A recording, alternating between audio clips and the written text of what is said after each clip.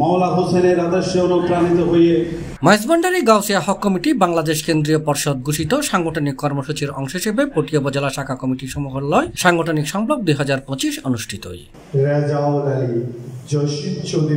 মহেশভান্ডারী Gausia hoc committee Bangladesh কেন্দ্রীয় পরিষদের সভাপতি আলহাজ রাজাউল আলী জসিম চৌধুরীর সভাপতিত্বে জুলাই 4 তারিখ শুক্রবার সারাদিন ব্যাপী স্থানীয় কান কমিউনিটি সেন্টারতে এই সাংগঠনিক সংলাপ অনুষ্ঠিত হয়।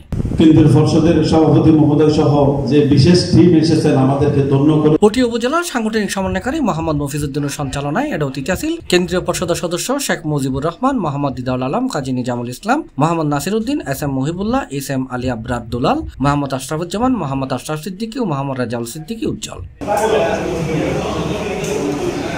শহীদুল আলম, আব্দুর রহিম, মোশাররফ হোসেন বাবু সহ পটিয়ার সকল শাখা কমিটির সভাপতি, সাধারণ সম্পাদক ও নেতৃবৃন্দ উপস্থিত আছেন। অনুষ্ঠানের স্বাগত বক্তব্য রাখি পটিয়া উপজেলার সাংগঠনিক সমন্বয়ক মোহাম্মদ জাফরুল ইসলাম। শাখা কমিটি সমূহ আমাদের সংগঠনের প্রাণ।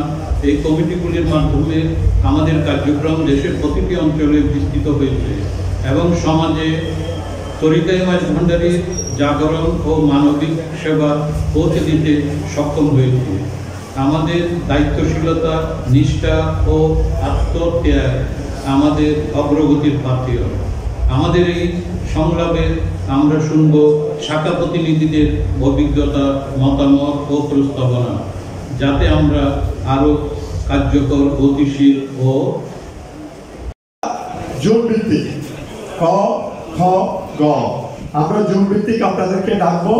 আপনারা একটু ধৈর্য সহকারে। সকল শাখা কমিটি সাধারণ সম্পাদকের পক্ষ থেকে কৃতজ্ঞতা প্রকাশ করছি, আলহামদুলিল্লাহ।